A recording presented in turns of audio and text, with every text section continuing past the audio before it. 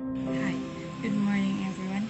I'm here to tackle about Chapter 6, the last topic of analysis of risk and return.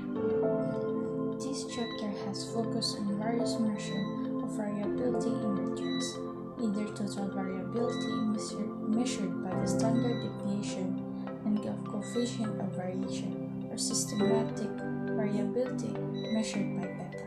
Variability in returns is very important. It does not adequately consider another important risk dimension, that is, the risk of failure.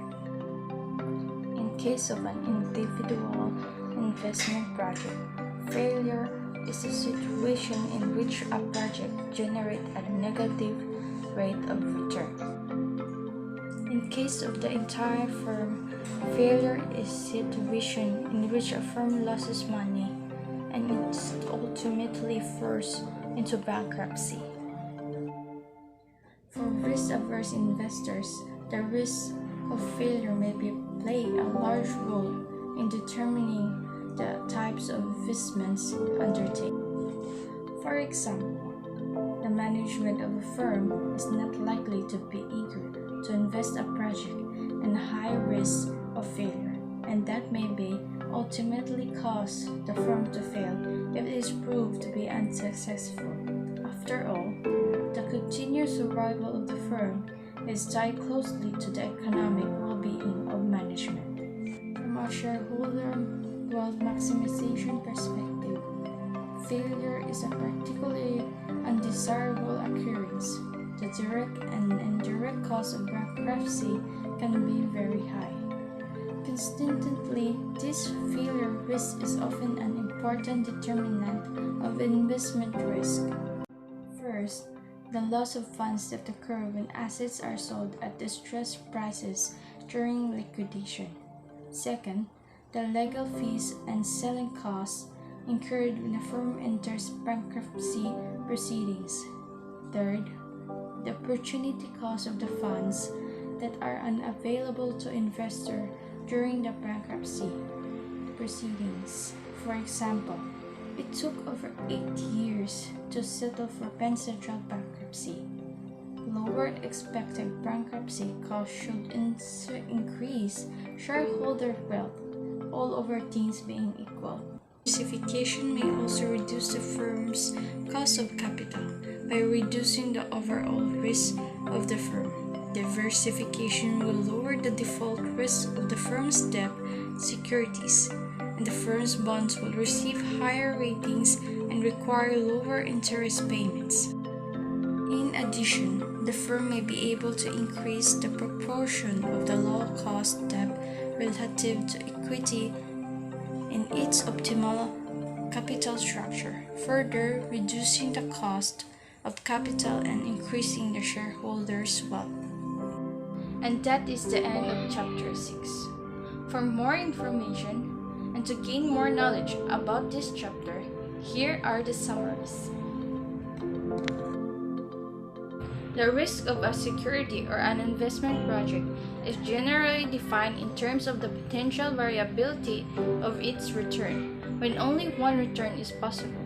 For example, as with U.S. government securities held to maturity, there is no risk. When more than one return is possible for a particular project, it is risky. The expected rate of return from a security reflects the distribution an investor anticipates receiving from an investment. The required rate of return reflects the return an investment demands as the compensation of postponing consumption and assuming risk.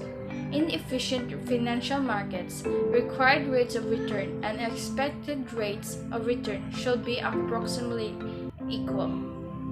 The required rate of the return on a security is a function of the general level of interest rates, as reflected in the risk-free rate of return, the maturity risk of the security, the default risk of the security, the business and financial risk of the firm that issues the security, the seniority risk of the security, and the marketability risk of security. Risk is also influenced by the possibility of investment diversification. For example, if a proposed project's return are not perfectly correlated with the returns from the firm's other investments, the total risk of firm may be reduced by accepting the proposed project. This is known as the portfolio effect.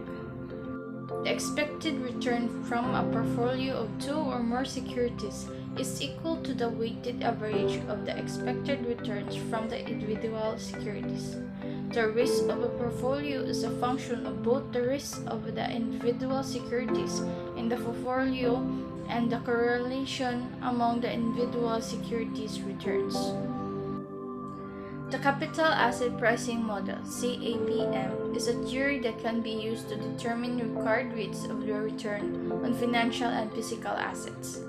The unsystematic portion of the total risk in a security's return is that portion of the return variability unique to the firm. Efficient diversification of a portfolio of securities can eliminate most unsystematic risk.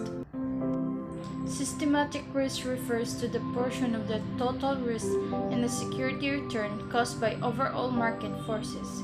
This risk cannot be diversified away in a portfolio. Systematic risk forms the basis for the risky premium required by the investor in any risky security.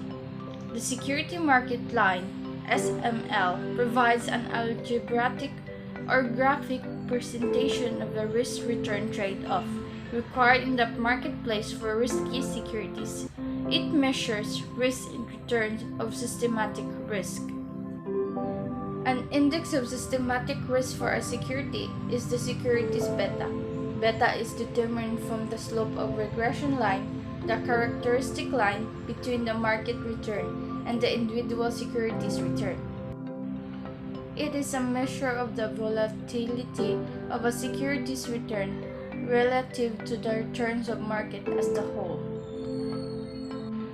Thank you for watching this video. I hope you understand Chapter 6, Risk and Returns, and I hope you enjoy and learn about this video. Thank you.